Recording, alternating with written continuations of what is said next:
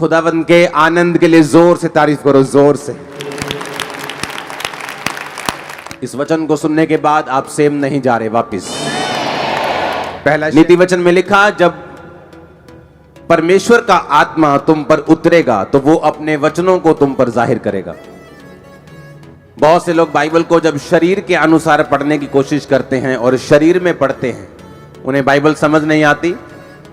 और जब आप इस पवित्र वचन को आत्मा के द्वारा पढ़ते हैं तो परमेश्वर उस विषय में, उस स्थिति में, उस समय में आपसे क्या कहना चाहता है वो आपसे बात करता है। और बाइबल कहती है जिस व्यक्ति को परमेश्वर की बात समझ आ जाए या वो परमेश्वर की बात को सुन ले, उसकी सिचुएशंस कभी सेम नहीं रहती। एक छुटकारा पाए हुए व्यक्ति और एक बिना छुटकारा पाए व्यक्ति में एक ही चीज का फर्क है कि उसको परमेश्वर की मर्जी मालूम थी और उसने पूरा किया, और दूसरे को परमेश्वर की इच्छा मालूम नहीं थी। एक व्यक्ति पागलपन में पूरा जीवन बिता सकता है ये सोच के कि मेरे कर्मों का फल है, लेकिन एक क्रिश्चियन उसके अगेंस्ट फाइट कर सकता है और जीत सकता है, क्योंकि परमेश्वर ने उसे बताया है कि मैंने तुम्हें सांपों और बिच्छुओं को रौंदने का और शत्रु की सारी सामर्थ पर अधिकार दिया और किसी भी वस्तु से तुम्हें कुछ भी हानि ना होगी। पहला शमूएल 3 उसकी 1 से 21 आयत में लिखा, वह बालक शमूएल अली के सामने यहोवा की सेवा टहल करता था। उन दिनों में यहोवा का वचन दुर्लभ था और दर्शन कम मिलता था। और उस समय ऐसा हुआ कि एली की आंखें तो धुंधली होने लगी थी और उसे ना सूझ पड़ता था। जब वह अपने स्थान में लेटा हुआ था और परमेश्वर का दीपक अब तक बुझा नहीं था, और शमूएल यहोवा के आराधनालय में जहां परमेश्वर का संदूक था वहां लेटा था। यहोवा ने शमूएल को पुकारा और उसने कहा, क्या आज्ञा? तब उसने एली के पास जाकर दौड़कर कहा, क्या आज्ञा? तूने मुझे क्यों पुकारा है? वह बोला, मैंने नहीं पुकारा, फिर जा लेटा रहे। और वह जाकर लेट गया। तब यहोवा ने फिर पुकार कर कहा, हे शमूएल। शमूएल उठकर अली के पास गया और कहा, क्या आज्ञा? तूने मुझे पुकारा है? और उसने कहा, हे मेरे बेटे, मैंने नहीं पुकारा, फिर जा लेटा रहे। उस समय तक शमूएल यहोवा को नहीं पहचानता था और ना ही यहोवा का वचन उस पर प्रकट हुआ था। फिर तीसरी बार यहोवा ने शमूएल को पुकारा और वह उठकर एली के पास गया और कहा, क्या आज्ञा?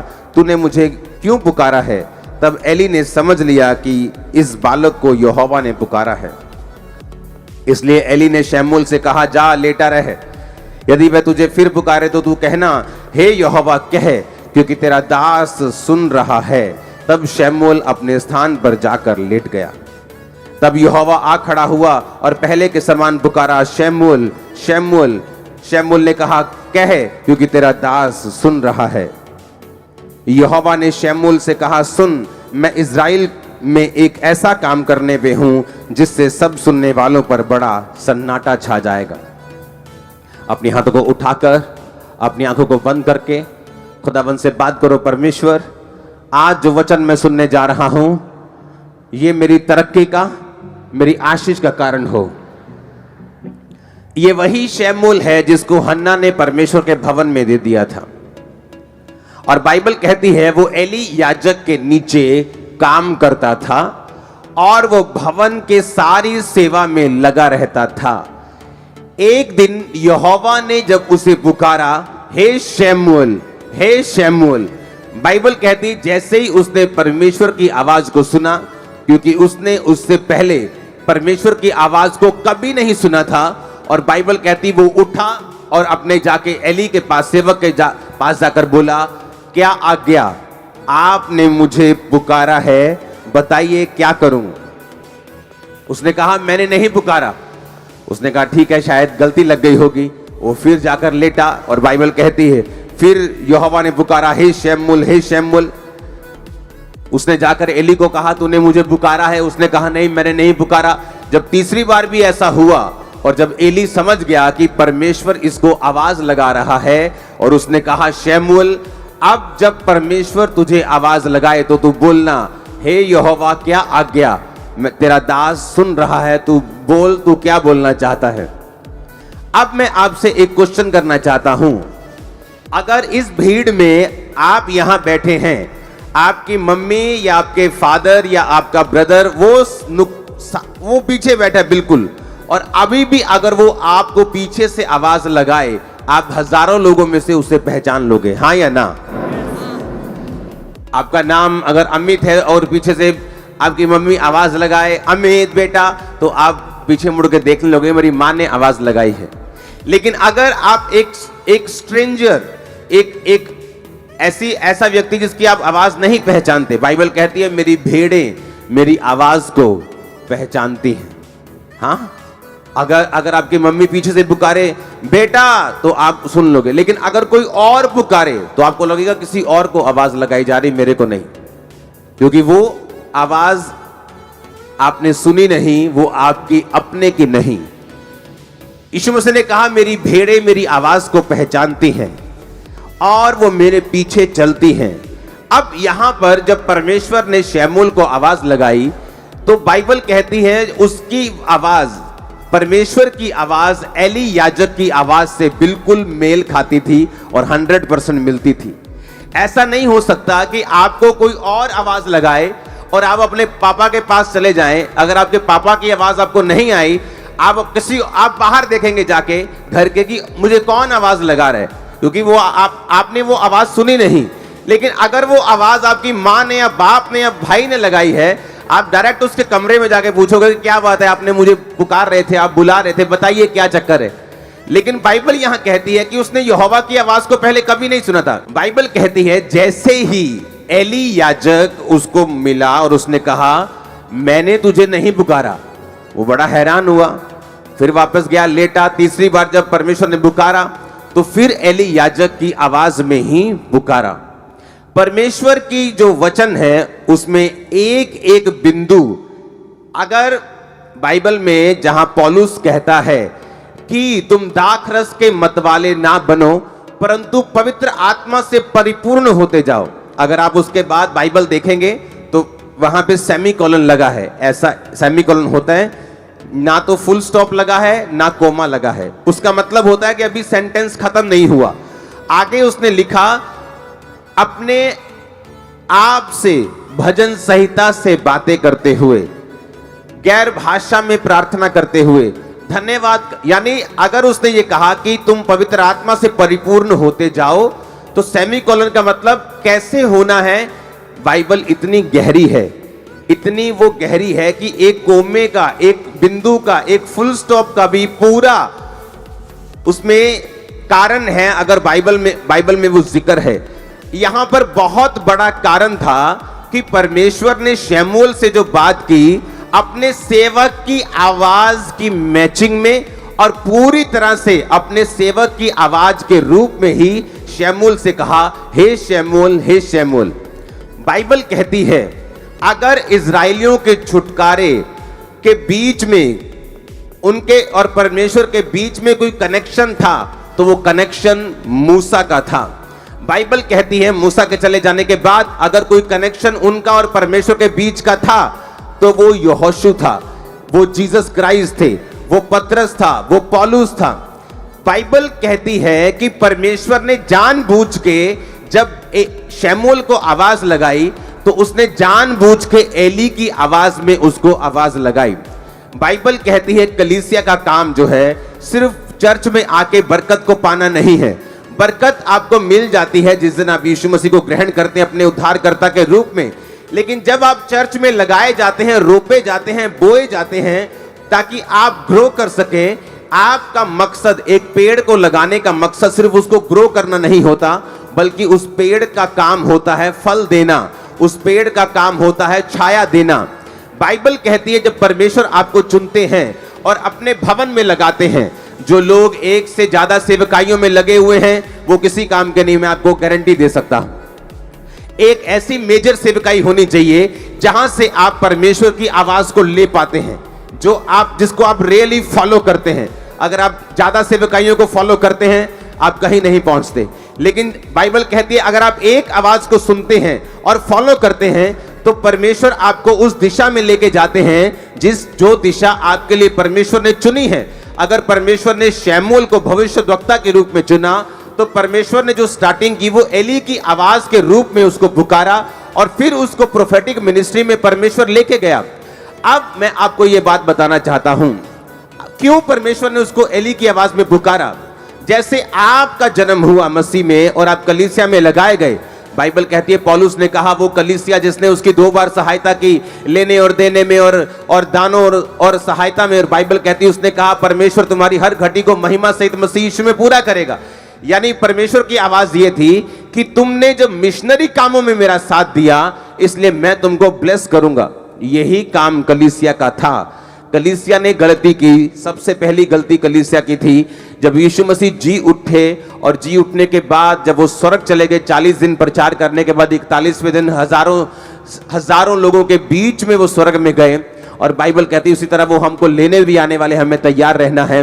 और बाइबल कहती है उसके बाद जब चेले प्रचार करने लगे और वही चिन्ह चमत्कार चेलों की जिंदगियों से होने लगे, वही मिरेकल्स होने लगे, और बाइबल कहती जब चेलों पर सताव आया और याकूब तलवार से मारा गया, और बाइबल कहती कलीसिया को गलती याद आई कि हमें सिर्फ चर्च में लगाए जाने का कारण आशीष लेना और लंगड़े चलाना और अंधों को आंखें दिखवाना नहीं है। हमारा खुद की ये रिस्पॉन्सिबिलिटी है कि हम प्रेरितों के लिए प्रार्थना करें।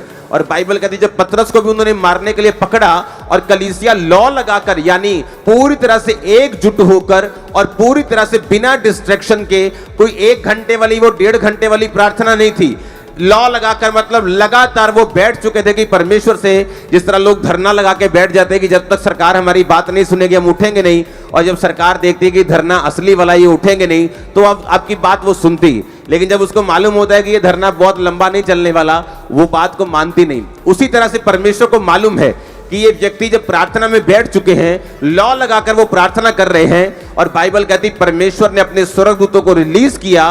वो पतरस के पास गया, जेल के अंदर जाके उसकी खुद सांकलें खोली, जेल के दरवाजे खोले, कितने पहरों में उनको रखा, कितनी लेयर्स में उनको रखा जाता था सिपाहियों के पहरे में, उन सबको छोड़कर परमेश्वर ने उसको आजाद किया, अपने घर वापस लेके गया।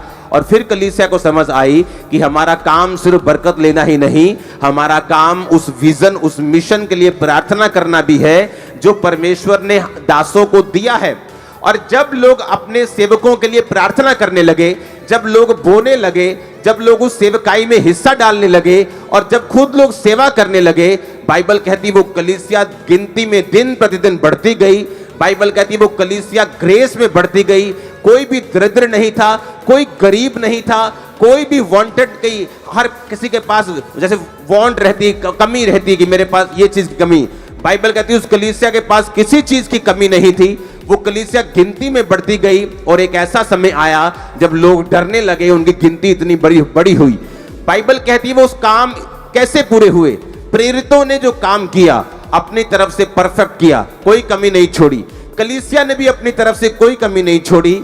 और बाइबल कहती है जब एक देह मिलकर कंप्लीट काम करती है, मुंह सही काम करता है, हाथ सही काम करते हैं, पैर सही काम करते हैं, तो बाइबल कहती है वो देह उन्नति पाती है, बरकत पाती है। और उसी तरह से बाइबल कहती है जब सबने मिलकर काम किया तो परमेश्वर ने अपनी आशीष को उस कलीसिया के ऊपर रखा। और बाइबल कहती कोई भी दरिद्र नहीं था, सब लोग ब्लेस्ड थे। आपको मैं उसी कलीसिया के रूप में आज से देखूंगा, आप लोगों को उसी कलीसिया के रूप में मैं जानना चाहूंगा। आमीन। मेरे को ऊंचे वाला चाहिए, बरकत ऊंचे वाली होगी। अब परमेश्वर का जो मकसद था वो मकसद था कि शमूएल के जरिए हमें ये बात को समझाना कि बाइबल कहती है जब इजराइलियों ने प्रार्थना की कि परमेश्वर, क्योंकि शैतान ने ज्यादा तंग करना शुरू किया, अगर शैतान ज्यादा तंग ना करता, मिस्री ज्यादा तंग ना करते तो कभी प्रार्थना वो बढ़ाते नहीं, सदा उस कंडीशन में पड़े रहते। जो कोई भी चीज, जो कोई भी विरोध, जो कोई भी सताव आप अपने आसपास देख रहे हो, वो एक्चुअल में आपको आपके कंफर्ट जोन से बाहर निकालकर परमेश्वर की एक बड़ी मर्जी को पूरा करने के लिए है, जो आपके बीच में आने वाले कुछ सालों में पूरी होने वाली है। और आपका आमीन। वो चीजें जो मैं बोल नहीं सकता, मेरी प्रार्थना है कि परमेश्वर आपके हृदयों में वो चीजें डाल दे कि आप राज्य करने वाले हैं। आमीन। ऊंचाई आशीष आपकी चर्च। अब जब इजराइलियों ने प्रेयर की, जब शैतान को ये बात मालूम है, मैं आपको बार बार ये चीज बताता हूं, उसको मालूम है अंधेरे में खड़े को कि दूर से कोई रोशनी आ रही है। वो ट्रक की है कि बस की है कि कार की है कि बाइक की है, उसे ये नहीं मालूम, पर उसे मालूम है कुछ हो रहा है। शैतान को मालूम हो चुका है कि आप लोग बढ़ने वाले हैं, ब्लेस होने वाले हैं।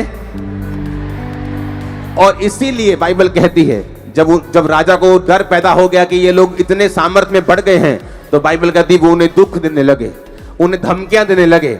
लेकिन बाइबल कहती धमकियों के बावजूद भी, दुखों के बावजूद भी इजरायली लोग बढ़े और इतना बढ़े, इतना बढ़े, इतना बढ़े, क्योंकि यहोवा परमेश्वर उनके साथ था। अब शैतान को मालूम है कि क्या होने वाला है, इसीलिए वो सताव का, वो विरोध का, वो हर मीडियम का यूज करेगा। लेकिन मैं आपको ये बात यीशु मसीह के इस कुर्सी से बताना चाहता हूं, वो इतना शर्मिंदा होगा, आज तक कभी ना हुआ होगा, इतना शर्मिंदा होने वाला है। वो शर्मिंदा होने वाला यीशु मसीह के सामर्थी नाम में। हालेलुया। और बाइबल कहती है जब उन्होंने प्रेयर की, परमेश्वर हमें छुड़ा, परमेश्वर ने मूसा को खड़ा किया।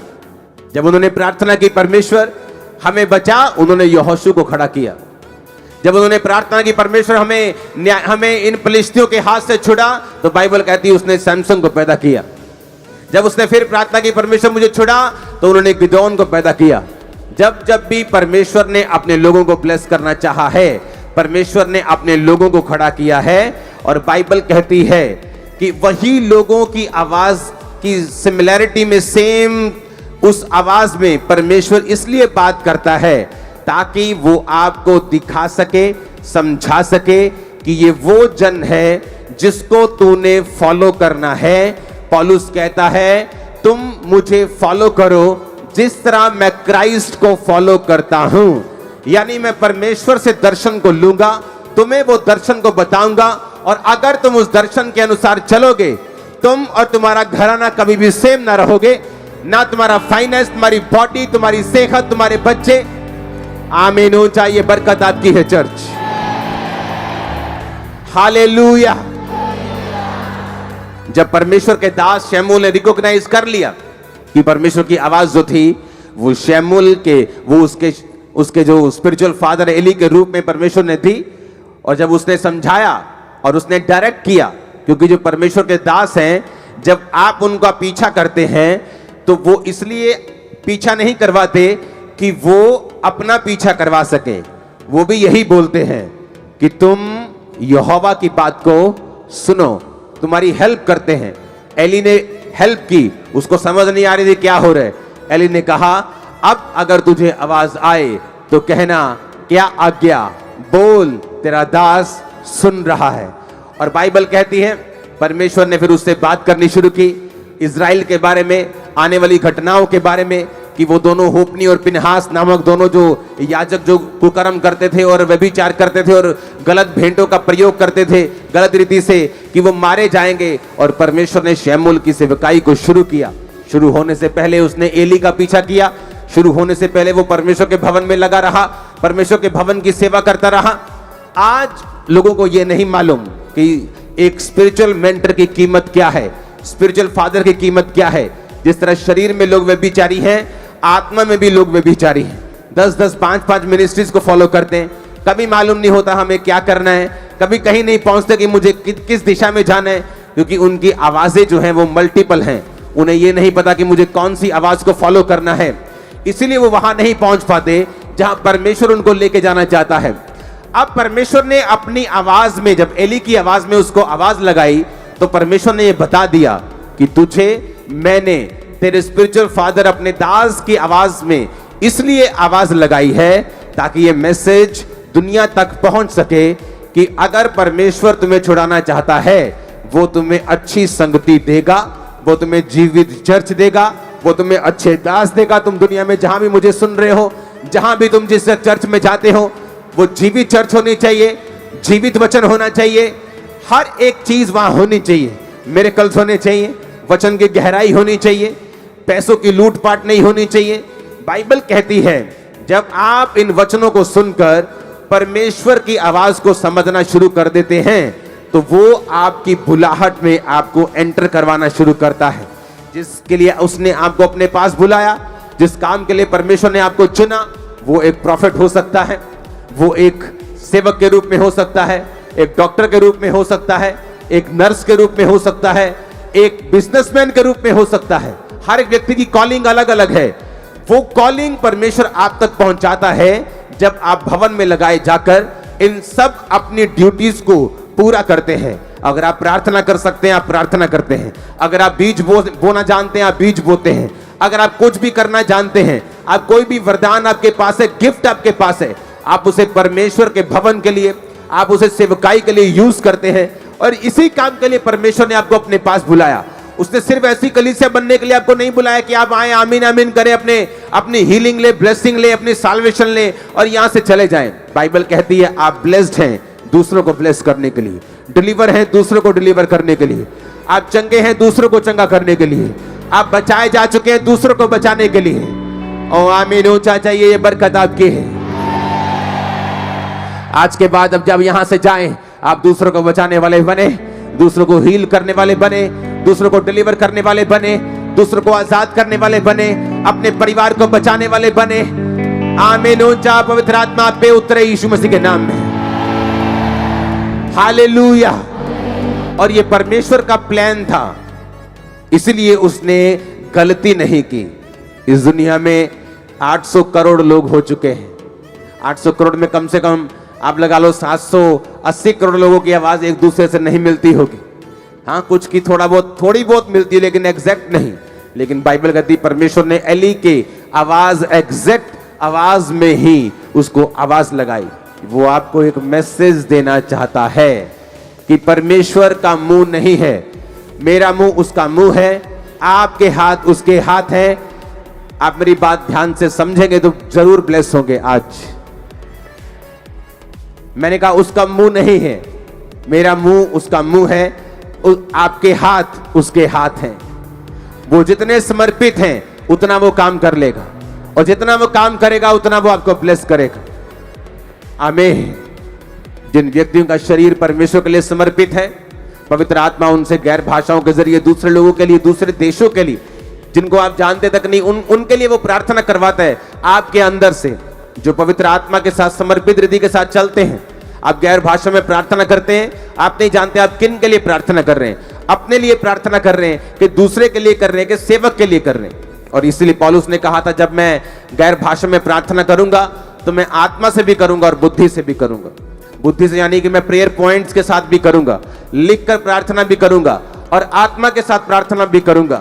और जब आप पवित्र आत्मा को अपना शरीर देते हैं, एक व्यक्ति जो व्यभिचार में उलझा हुआ, पाप में उलझा हुआ, फोन में उलझा हुआ, फेसबुक में उलझा हुआ, इंस्टाग्राम में उलझा हुआ, वो परमेश्वर के सामने समर्पित नहीं है। वो ऐसा व्यक्ति नहीं जिसे पवित्र आत्मा यूज कर सके।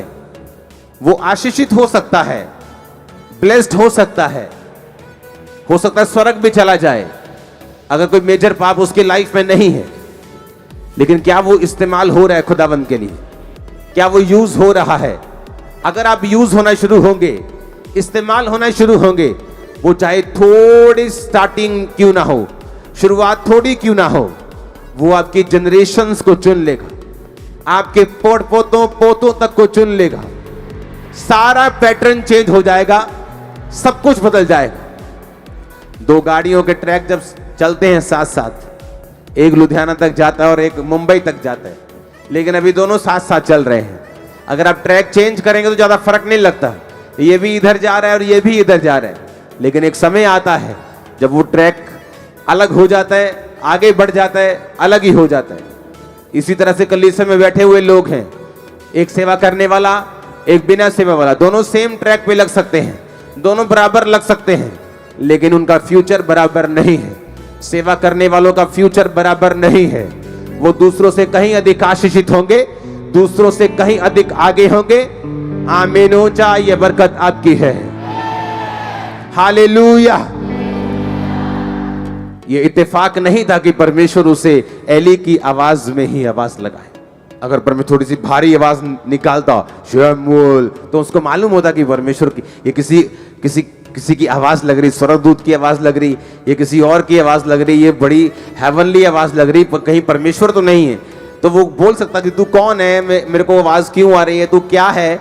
लेकिन बाइबल कहती है उस परमेश्वर की आवाज बिल्कुल एली की आवाज की तरह थी। वो आपकी स्पिरिट में कोई मैसेज देना चाहता है। आमीन। ये गलतियां वहीं होती हैं जहां कलीसियाएं नहीं होती हैं। अगर आप अफ्रीका में चले जाएं, 1386 मिलियन वहां पे लोग हैं। आपको इंडियन भाषा में बताऊं तो 135 करोड़ के करीब वहां पे लोग हैं। 70% लोग वहां पे मसीही हैं, क्रिश्चियंस हैं, 70%। पिछले दिनों एक टेस्टिमनी दे रहा था आदमी, वो उस देश का वाइस प्रेसिडेंट बन गया और एक चर्च में वो स्टैंडिंग वॉलंटियर था। डेक बाइबल को लिखने वाला। मैंने आज तक, मुझे इतने साल हो गए परमेश्वर में चलते, मैंने डेक बाइबल जैसी कोई बाइबल नहीं देखी आज तक। चाहे मैं उसे रोज नहीं पढ़ता हूं, मैं अपनी पर्सनल बाइबल को ज्यादा और इब्रानी यूनानी भाषा को ज्यादा पढ़ता हूं, लेकिन डेक बाइबल के जैसी कोई बाइबल इस पृथ्वी पे अब तक नहीं है। बाइबल अलग अलग नहीं है। कुछ लोग बोलते बाइबल में शोध हुई है, इन्हों ने बाइबल जो हजार शोधा हो गई हैं जी। बाइबल में एक भी शोध कभी नहीं हुई, ना होगी कभी, कभी नहीं हुई। मैं चैलेंज करता हूं। प्रॉब्लम यह है कि बाइबल लिखी गई है इब्रानी भाषा में और यूनानी भाषा में। इब्रानी भाषा इतनी बड़ी है कि अगर मैं बोलूं अपने भाई से कि मैं तुझसे प्यार करता हूं, तो इब्रानी भाषा में मतलब या यूनानी में मतलब आएगा फिलियो, भाइयों वाला प्यार। अगर आप अपने मित्र से बोलेंगे मैं प्यार करता हूं, अपनी वाइफ से बोलेंगे, वो अलग है। अगर आप जीसस क्राइस्ट से बोलेंगे खुदा से मैं प्यार करता हूं, मैं अनकंडीशनल प्यार करता हूं, तो उसका मतलब है अगापे। लेकिन जब आप उसे हिंदी में या पंजाबी में लिखते हैं तो आप हर जगह लिखते हैं प्यार प्यार प्यार, ना फिलियो ना अगापे। इसीलिए क्योंकि जो ट्रांसलेट करने वाले लोग हैं उनके पास कोई ऑप्शन नहीं होता, तो उनके पास भाषा जो है वो लिमिटेड है। तो प्यार का मतलब प्यार ही है, तो वो प्यार को प्यार तब लिख देते हैं। लेकिन जब आने वाले समय में उनको भाषा को कोई अच्छा शब्द मिल जाता है, हाँ, तो वो क्या करते हैं, फिर उस बाइबल में उस शब्द को वो शोध कर देते हैं। लेकिन ओरिजिनल बाइबल वही है, वो एक बार चेंज नहीं हुई, एक भी बिंदु तक उसमें बदला नहीं है। आप समझ रहे मेरी बात को। और जब दूसरी भाषाएं जो कैपेसिटी में इब्रानी की जैसी नहीं है, इब्रानी सबसे दुनिया की पुरानी भाषा है, वो उनकी कैपेसिटी इब्रानी जैसी नहीं है किसी भाषा की। इंग्लिश में भी शोध हुई है, हर भाषा में हुई, क्योंकि जैसे ही उनको अच्छा शब्द उससे मिलता है वो उसको काट कर अच्छे और उससे भी और बेटर शब्द को लिख देते हैं। लेकिन जो ओरिजिनल बाइबल इब्रानी यूनानी में है उसमें वो ऐसा नहीं कर सकते, क्योंकि वो लिखी जा चुकी है और वो कंप्लीट है और वो पूरी है। अब ध्यान से सुनो, जब अफ्रीका में परमेश्वर के काम हुए और वहां पे मसीहत ने जबरदस्त रीति के साथ, और जब मैं मसीहियत कहता हूं तो उसका मतलब क्रिश्चियन धर्म नहीं है। हम जानते हैं कि परमेश्वर धर्म बदलने नहीं आया, हाँ या ना? नहीं तो वो सबसे कहता पहले ईसाई बनोगे तो मैं तुमको ये दूंगा, पहले ईसाई बनोगे। परमेश्वर ने कहा अगर तुम मुझ पर विश्वास करोगे, अगर तुम मुझको फॉलो करोगे, अगर तुम पापों को त्याग दोगे, अगर तुम मुझे अपना परमेश्वर कहोगे, दैट्स इट, आमीन। अब वहां पर जब क्रिश्चियनिटी और मसीहत ग्रो हुई तो वहां पर इस वचन को प्रचार किया गया। पंजाब में, इंडिया में अभी इस वचन को खुल के प्रचार जो है लोग नहीं कर पा रहे, लेकिन परमेश्वर ने मेरी ड्यूटी लगाई ये काम करने की। जब वहां पे प्रीच किया गया और उनको चर्च की और अपने पास्टर्स की अहमियत को समझाया गया। आप इमेजिन करो, डेक बाइबल ऐसी बाइबल नहीं है जितना उसने एक्सप्लेन किया है नीचे।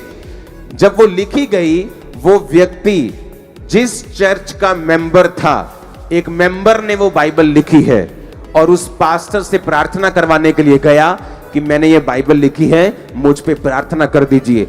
बाइबल लिखने के बाद भी उसी चर्च का मेंबर रहा। आज कोई अगर एक काम कर दे, इंटरनेट पे उसके 10 व्यू भी आ जाएं, तो अपने आप को इतना कलीसिया से बड़ा समझने लगता है। उसको लगता है कि अब मुझे किसी कलीसिया की जरूरत नहीं, मैं अगर जितना कलीसिया के बाहर काम करूंगा उतना लोग मुझे ज्यादा इनवाइट करेंगे, और धोबी का कुत्ता ना घर का ना घाट का। क्योंकि आपको एक भवन चाहिए होता है जहां से आप इंस्ट्रक्शंस ले सकें, जहां से खुदा आपसे बात कर सके। आपको मालूम हो कि इस मैन ऑफ गॉड की इंस्ट्रक्शन को मैंने लेना है और इसी को फॉलो करना है। That's it. किसी से नफरत नहीं करना, किसी की टीचिंग को निंदना नहीं है, लेकिन वो बाप एक होता है जिसकी आवाज को हम सुनते हैं। अब वो देखो, वो आदमी अभी भी उस चर्च में है। एक चर्च में जब पास्टर ने प्रीच किया कि जब तुम चर्च के साथ फेथफुल रहते हो और अपने दर्शन के साथ वफादार रहते हो तो परमेश्वर तुम्हें बढ़ाता है। इमेजिन करो, इलेक्शन हुए, उस व्यक्ति ने इलेक्शन लड़ने का फैसला किया, चर्च में स्टैंडिंग वॉलंटियर, उस देश का जो अफ्रीका का सबसे बड़ा 16 करोड़ की पॉपुलेशन वाला देश था, वहां को वो वाइस प्रेसिडेंट बना। वाइस सबसे बड़ा वहां प्रेसिडेंट होता है, वहां प्राइम मिनिस्टर नहीं होता। आप बोल सकते हो उप प्रधानमंत्री वहां का वो बन गया, पावर वाला व्यक्ति, जबरदस्त पावर। दूसरा व्यक्ति जो सबसे ज्यादा पावरफुल है उस देश का, और कौन था वो? चर्च का स्टैंडिंग वॉलंटियर। वहां के पॉलिटिशियंस एक भी ऐसे नहीं होंगे क्रिश्चियन जो किसी ना किसी पास्टर के अधीन ना हो। वो जाते और पास्टर से पूछते हैं परमेश्वर क्या चाहता है। लेकिन आज जब एक पॉलिटिशियन खड़ा होता है इंडिया में, वो क्रिश्चियन है, तो उसे लगता है मुझे पास्टर की जरूरत नहीं, मैं खुद ही बहुत समझदार हूं। और सब ऐसे नहीं है।